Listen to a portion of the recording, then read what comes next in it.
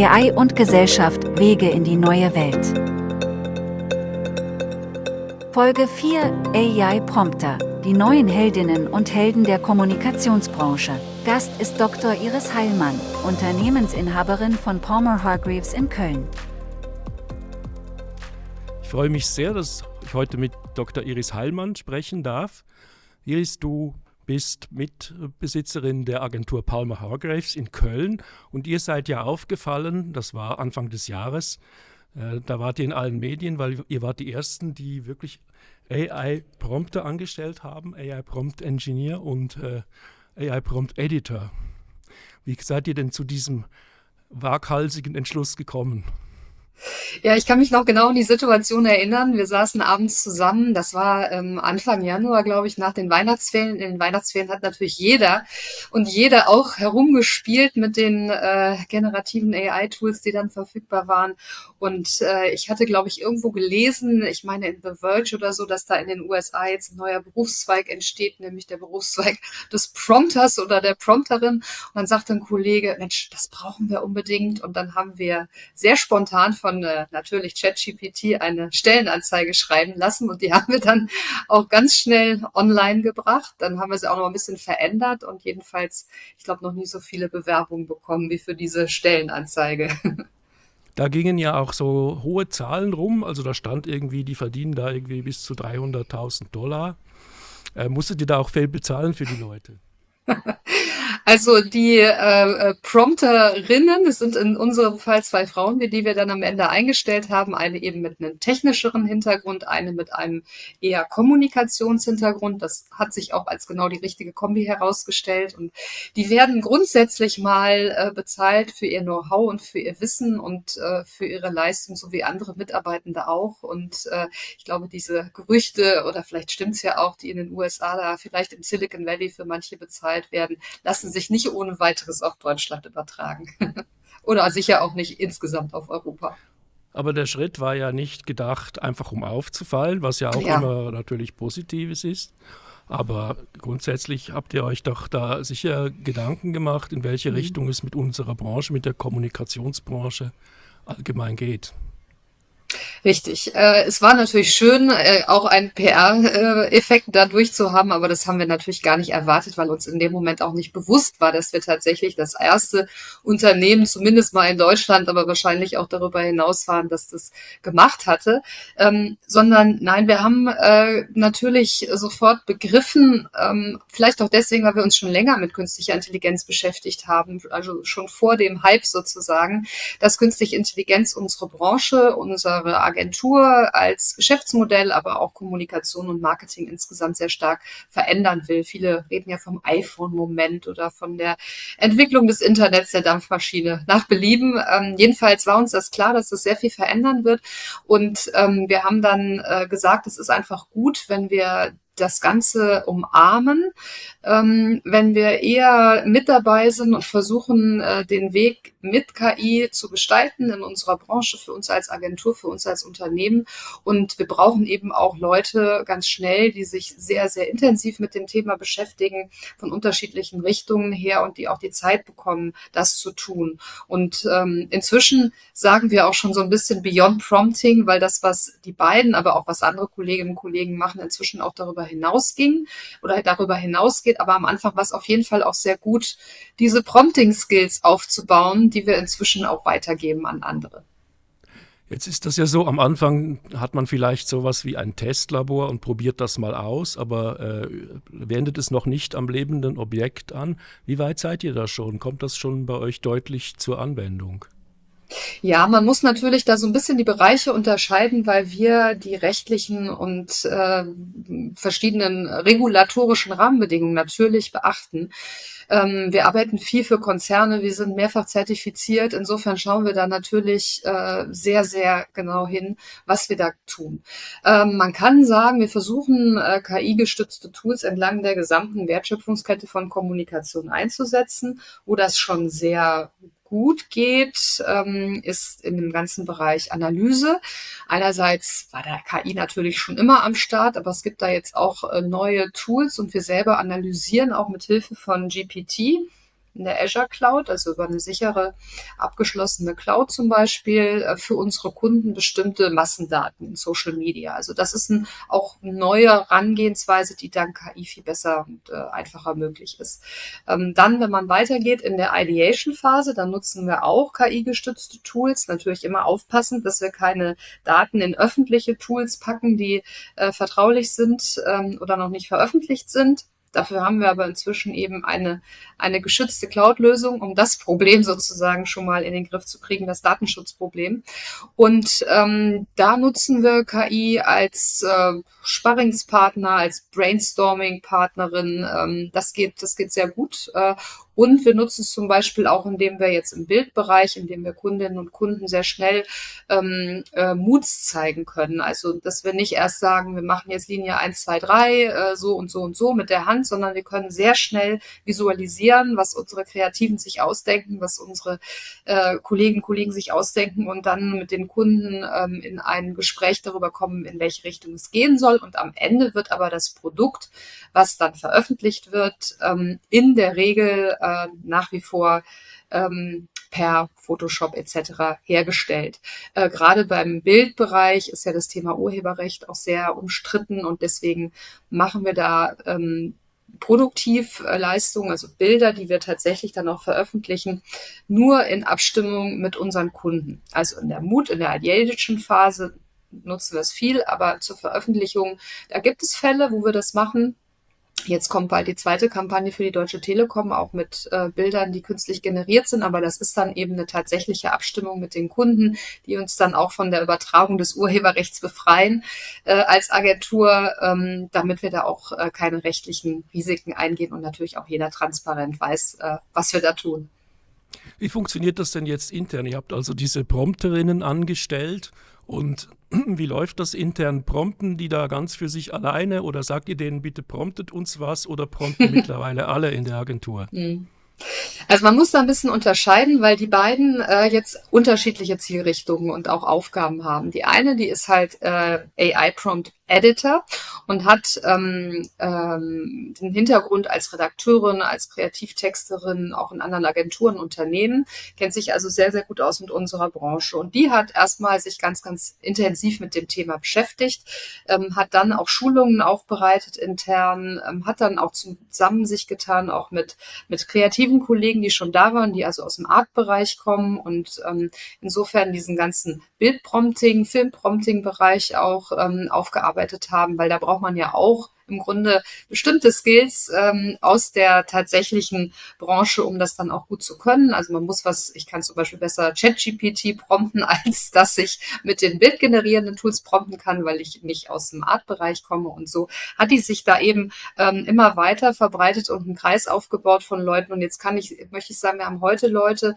aus verschiedenen Bereichen, aus der Kreation, aus der Redaktion, aus dem Projektmanagement, aus dem SEO-Bereich, die schon sehr weit sind. Wir haben also auch Schulungen gemacht intern durch die erste eingestellte Prompterin, aber dann auch andere, sodass wir da schon jetzt eine ganze Gruppe haben von Kolleginnen und Kollegen, die sehr weit sind.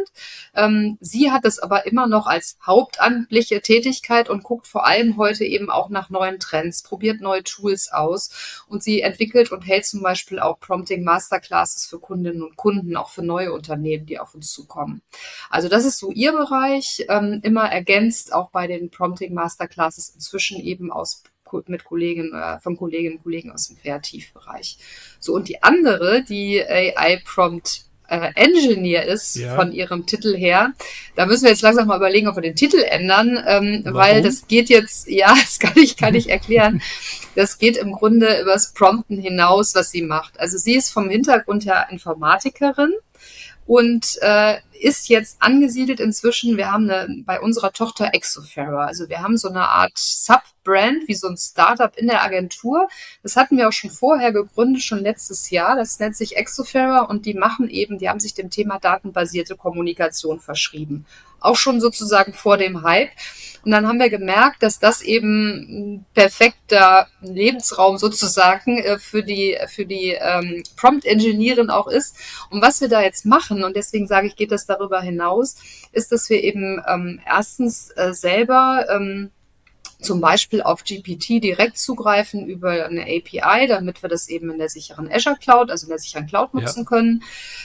Und dann machen wir eben Feintuning mit den Modellen. Also das heißt, wir haben jetzt eben für verschiedene Kunden auch Tests oder Pilotprojekte gemacht, wo wir dann das Foundation-Modell, also in dem Fall eben GPT-4, feingetuned haben mit weiteren Daten aus dem Unternehmen oder zum Beispiel der Tonalität der Marke oder der Tonalität eines Vorstands oder einer Vorstände beispielsweise, um dann eben diesen Use Case, ich habe einen, sagen wir mal, Muttertext und kann daraus viele weitere Texte ableiten, nochmal stark zu verbessern.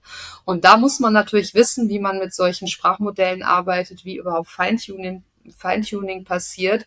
Das ist nochmal was anderes natürlich als das Prompten. Und meistens ist dann so eine Mischung, die sie dann auch sehr stark betreibt von sozusagen Daten noch über die Schnittstelle hinzufügen, dann das System lernen lassen, die Muster, die in den Daten stecken, wie zum Beispiel die Tonalität von einer Person ist, und dann verfeinert sie das noch mit Prompts und dann haben wir sozusagen ein feingetuntes Modell, was dann wieder andere auch nutzen, quasi im Alltag. Und dasselbe muss man sich so auch vorstellen für bildgenerierende Modelle, wie Stable Diffusion oder so. Auch da kann man natürlich durch die Hinzugabe von Daten des Unternehmens, von Bildern, der Marke, aber da ist es, wie gesagt, mit dem Thema Urheberrecht alles immer mit Vorsicht noch zu genießen, kann man aber im Prinzip auch feintunen. Das wird auch sicherlich die Zukunft sein, um dann nochmal sehr viel individuellere Layers oberhalb dieses Grundsatz Foundation Models zu bekommen. Und da ist sie halt unterwegs und deswegen geht das eben übers Prompten eigentlich hinaus. Habe ich das richtig verstanden, dass das Feintuning dann mehr eine menschliche Aufgabe ist? Weil um die Maschine so im Detail zu lenken, ist wahrscheinlich im Moment noch schwierig, oder? Naja, das ist halt Kollaboration sozusagen. Also man muss, aber das ist auch immer ganz wichtig, bei allem, was wir da tun.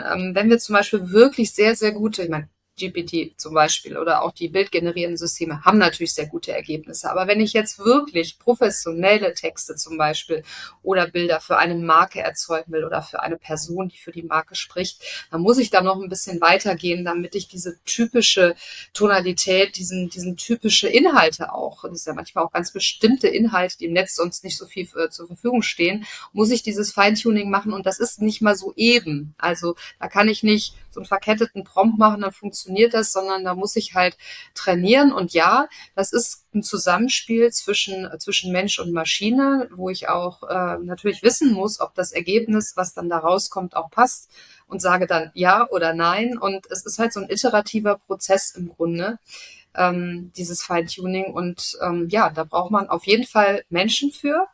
Human in the Loop ist so ein bisschen unser Credo, ist ja auch in der KI das Credo. Man braucht den Menschen, der weiß, was überhaupt gute Kommunikation ist, was Marketing will und kann, vorne, um die Maschine überhaupt in Gang zu setzen oder eben fein zu tunen. Und ich brauche hinten auch den Menschen mit seinem kritischen Verstand, der auch Ergebnisse bewertet, nachjustiert, verändert, nochmal machen lässt, weil auch hinten natürlich diese Urteilskraft wichtig ist. Um mal schnell auf eine Metaebene zu gehen. Die Kreativität ist also nicht etwas, das man an die Maschine delegiert, ist es sogar vielleicht, aber sie wird vielleicht durch die Maschine beflügelt.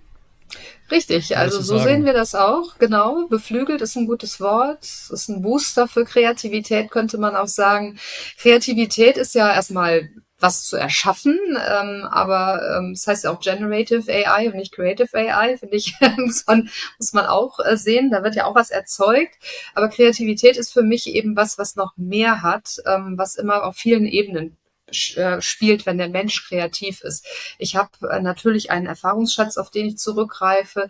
Ich habe Empathie für andere Menschen oder für eine Situation.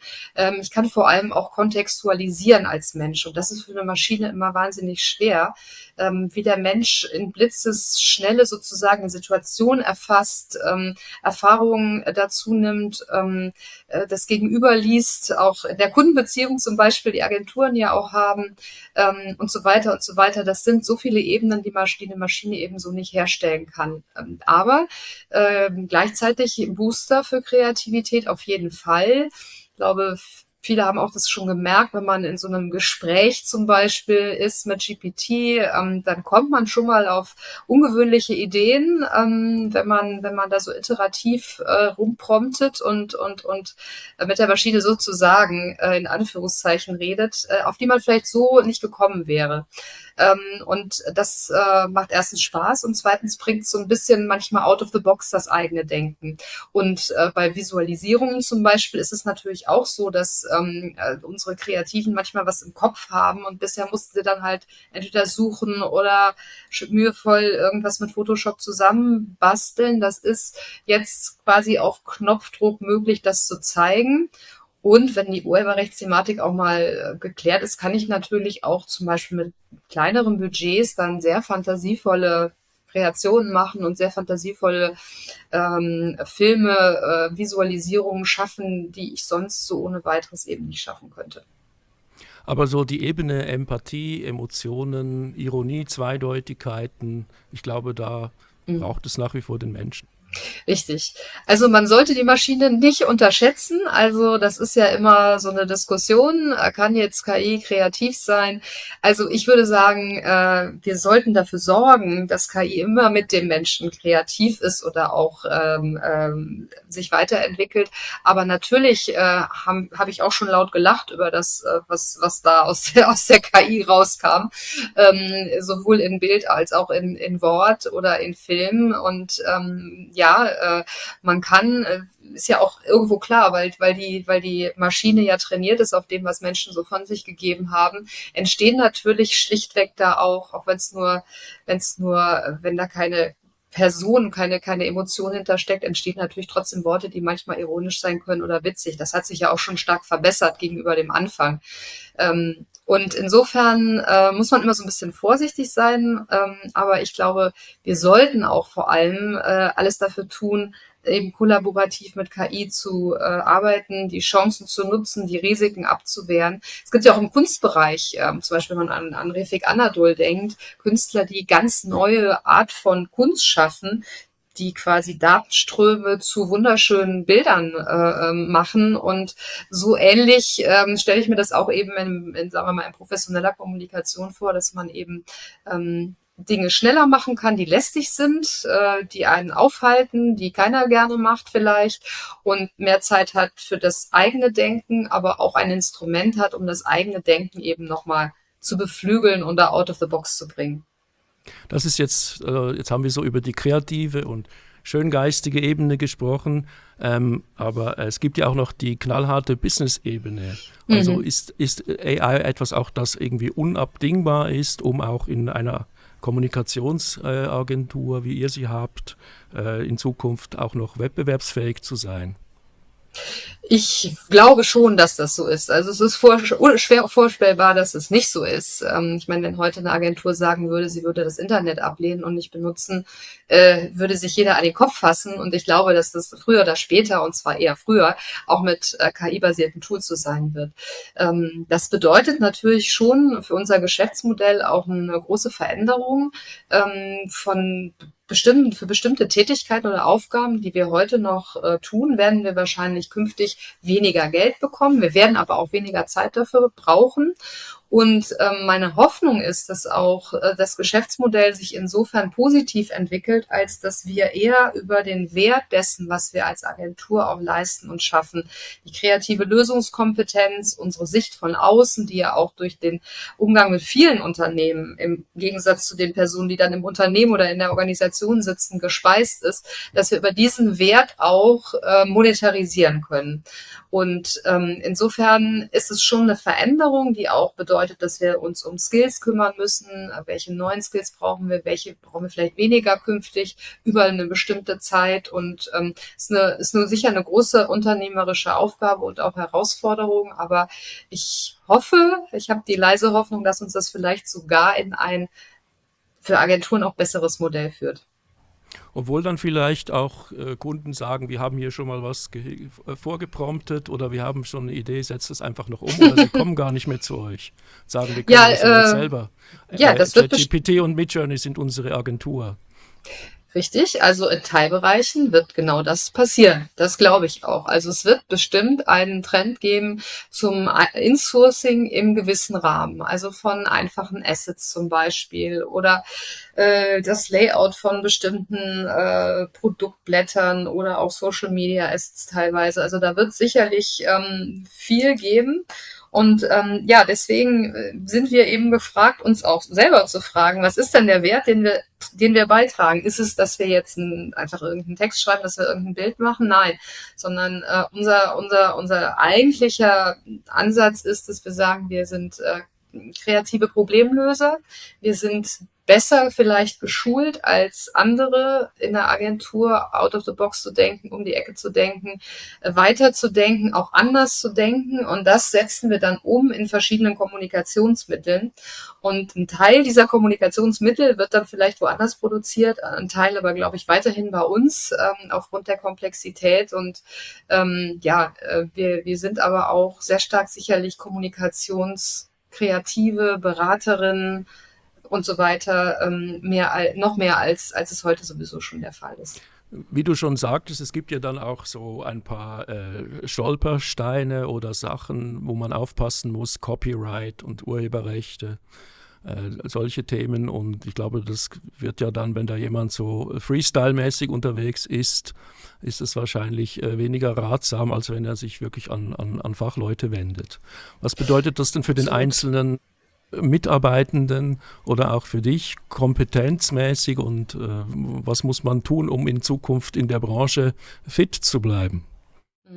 Also ich glaube, man braucht halt einerseits weiterhin traditionelle Skills, also zum Beispiel einfach das Wissen, die Erfahrung, wie erreiche ich denn Menschen über Kommunikation verschiedenster Art, wo sind Menschen unterwegs, wo sind Touchpoints für bestimmte Themen und so weiter und so weiter. Also ich brauche trotzdem großes Wissen und Verständnis, wie funktioniert Kommunikation, wie funktioniert Marketing mit allem, was dazugehört, weil, wie gesagt, auch ohne Intention, ohne Wissen, ohne Leitung kann ich die Maschine nicht in die richtige Richtung setzen. Unsere Informatikerin kann auch keine hervorragenden Kommunikationsprodukte zum Beispiel entwickeln, ohne uns, also sozusagen die Leute, die aus der Kommunikationsrichtung kommen. Aber ich brauche natürlich schon künftig Menschen, die einerseits auch sehr datenbasiert sind.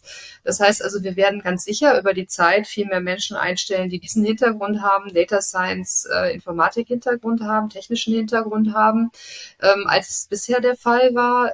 Ich brauche auch aber bei kreativen Berufen, sei es auf der Redaktionsseite oder auf der Kreationsseite oder auf der Beratungsseite, Menschen, die sehr offen sind für technologische Entwicklungen, die auch Lust haben, da am Ball zu bleiben, die Lust haben, neugierig zu sein, auszuprobieren, weil gerade ist die Entwicklung ja auch so schnell, dass man eben vor allem veränderungsbereit und lernwillig sein muss, mehr als alles andere eigentlich. Und wir haben in unserer Agentur 2 Werte, Open-Hearted und Open-Minded. Und ich glaube, die gibt's schon länger, aber die sind jetzt auch genau richtig. Und so versuchen wir auch die bestehenden Mitarbeitenden zu motivieren und zu probieren und zu machen und zu tun. Und so werden wir auch künftig Mitarbeitende aussuchen und noch viel stärker auf die Tech- und KI-Affinität achten. Ist denn nach deiner Sicht eine Zukunft der Kommunikationsbranche ohne AI? Also wenn jetzt eine Agentur sagen würde, wir verweigern uns dem Ganzen, wir machen das wie traditionell wie immer und nur mit Menschen, mit echten Menschen in Anführungszeichen, ist das überhaupt noch vorstellbar? Naja, also es gibt sicherlich bestimmte Themenfelder oder Bereiche, wo vielleicht auch künftig KI keine Rolle spielt. Der Mensch-zu-Mensch-Kommunikation auf irgendeine Art und Weise oder bei bestimmten Events, wo Leute auf der Bühne stehen. Naja gut, da wird das Hintergrundbild trotzdem optimiert per KI, aber da wird es vielleicht Bereiche geben oder vielleicht gibt es auch irgendwann mal so eine Art Rollback, ja, so wie man ja auch gerne heute wieder Langspielplatten hört. Das kann auch sein. Es wird auch sicher eine Transparenzpflicht in irgendeiner Form geben künftig. Aber dass man so sagt, grundsätzlich setze ich das nicht ein, mache ich das nicht, will ich davon gar nichts wissen, das ist, glaube ich, sicher nicht ratsam. Es gibt ja diesen Spruch, der jetzt ja schon sehr, sehr viel immer zitiert wurde, du wirst nicht oder dein Job wird nicht abgelöst von einer KI, aber von jemandem, der KI nutzt. wird ja übernommen. Das ist natürlich so ein bisschen der Kern der Sache, dass wir künftig alle in irgendeiner Form mehr oder weniger mit KI, mit Tools, die KI-basiert sind, arbeiten. Und der Gründer, also einer der Gründerväter der KI, John McCarthy, der hat mal gesagt, as soon as it works, no one calls it AI anymore. Ja, Und dann das wird es ist selbstverständlich, ja. Genau, das ist, glaube ich, auch der Weg. Wir nutzen ja auch heute Netflix, Siri, Google, Amazon, alle möglichen Dinge. Und wir sagen ja nicht, oh, ich gucke jetzt mit KI Fernsehen, sondern wir sagen, ja, wir gucken halt Netflix. Und ja, ne, das ist aber eine Recommendation Engine, hinter der natürlich ganz viel KI liegt und wird aber gar nicht so ausgesprochen sozusagen im Alltag. Wird zur Selbstverständlichkeit, ist es jetzt aber noch nicht, aber ihr jetzt so als in der Vorreiterrolle oder fast als Galionsfiguren, wie fühlt man sich da? Ist das manchmal auch nervig oder ist das jetzt einfach eine sehr spannende Zeit für dich? Naja, wir sagen schon mal, what a time to be alive. Also so in jede Richtung. Also ich finde, es ist für Agenturen halt schon ein toller Moment. Also sagen wir mal, ich bin jetzt auch ein Mensch, der liebt Abwechslung und liebt Neues. Und ich glaube, das ist natürlich auch wesentlich. Sonst ist man da vielleicht auch eher vielleicht in Schockstarre und Sorge. Und naja, wir sind natürlich auch nicht völlig unkritisch oder so. Und natürlich denken wir auch darüber nach, na hoffentlich klappt das auch alles so, wie wir uns das mit unserem Geschäftsmodell in der Zukunft vorstellen. Natürlich, aber grundsätzlich finde ich es einfach wahnsinnig spannend, ja, wie die Zeit, wo das Internet auch die Berufswelt revolutioniert hat. Ne? So eine Zeit jetzt nochmal zu erleben, das habe ich mir jetzt zwar vorgestellt, dass ich das noch erlebe, aber dass das so schnell, so konkret und auch in dieser Art und Weise kommt, war mir jetzt auch, obwohl ich mich mit dem Thema KI schon länger beschäftige, auch nicht so klar. Und ich finde, es macht einfach Spaß, aber wir sagen auch immer, unsere Haltung da ist kritischer Optimismus. Also wir sind schon, wir wollen gerne auf das halb volle Glas da gucken, Mhm. aber wir wissen natürlich auch, und auch da geht ja unsere Beratungskompetenz dann hin und da wird ja auch gefragt, dass auch unglaublich viele Gefahren mit dem Thema verbunden sind. Also ich sag mal, für die Menschheit, das wird ja auch viel diskutiert, aber auch Ja, ganz praktisch für unsere Kunden. Also wenn das Deepfake-Video irgendwo auftaucht eines CEOs, und der Aktienkurs rauscht ab. Ne? Auch darauf muss sich jetzt heute ein Unternehmen oder eine Organisation einstellen, was man dann macht, eine neue Form der Krisenkommunikation, die wir dann auch im Auge haben müssen.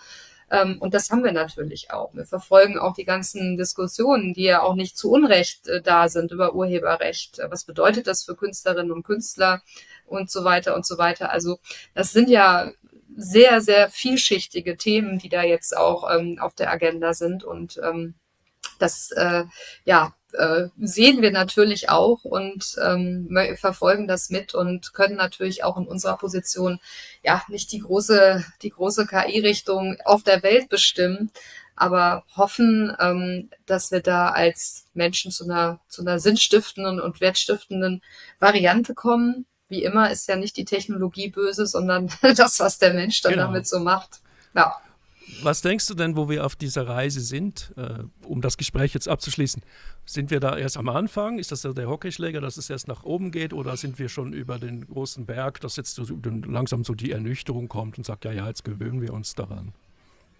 Also ich glaube, wir sind im Babyzeitalter der KI gerade. Es gab ja auch immer diese KI-Sommer und KI-Winter. Über die Geschichte der KI, die ja schon seit den 60er Jahren gibt's ja schon das Wort. Schon in den 40er Jahren hatten Mathematiker neuronale Netze entwickelt, Macaulay. Und ich glaube, wir sind trotzdem jetzt im Babyzeitalter. Ich glaube noch nicht, dass jetzt so schnell wieder oder überhaupt wieder ein KI-Winter kommt, wie das mal in den 70er, 80er, 90er Jahren immer wieder passierte, weil eigentlich die Technologie noch nicht so weit war und wir noch nicht so viele Daten digitalisiert hatten. Aber da wird noch ganz, ganz viel kommen. Es wird jetzt ja darüber geredet, ob jetzt GPT schon sowas ist wie generelle künstliche Intelligenz oder wann es soweit ist ja das erklärte Ziel von OpenAI, das damit zu erreichen. Und dann wird gesagt, ach, ist das jetzt 1 Jahr weg oder 10 Jahre? Das werden wir sicherlich alles noch erleben, was das dann auch heißt. Aber ja, ich glaube, wir sind am Anfang der Entwicklung und werden noch sehr viel staunen, sicherlich auch. Ja, Hoffentlich im Guten. hoffe ich auch und danke dir, Iris, für dieses sehr interessante und Gespräch und ich wünsche weiterhin viel Erfolg und dass das Abenteuer in guter Weise weitergeht. Und herzlichen Dank, dass Vielen du Dank. mitgemacht hast. Ja, vielen Dank auch dir. Schön, dass ich dabei sein konnte.